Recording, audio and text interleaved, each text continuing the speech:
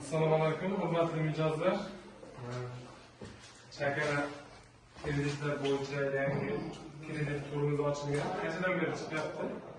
O'zini band qilgan, ishlamaydigan, o'zini band qilgan fuqarolarga kafillik asosida 17 million so'mgacha ajratib beriladi. Uni kredit muddati 2 yil, 3 oy imtiyozlari bilan ajratib beriladi 27%.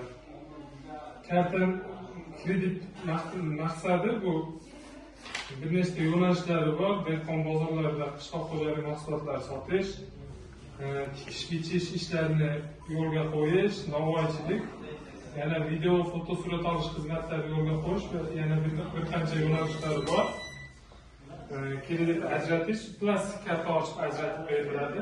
Keyin bunda faqat bitta tarafi hamma mahallalarga emas, Xalq bankiga biriktirilgan mahallalar bor.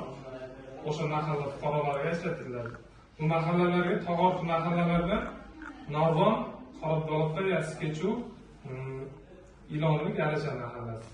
Bu yoqdan Istiqlol bilan uchma mahallalarga fuqarolarga ajratib bera olamiz. Agar mustaqillik boshqa bankka biriktirilgan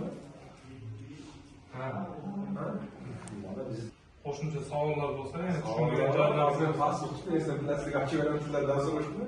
bo'lmasa, e'tiborlaringiz uchun rahmat. Qiziqish bo'lsa, kelaverasizlar.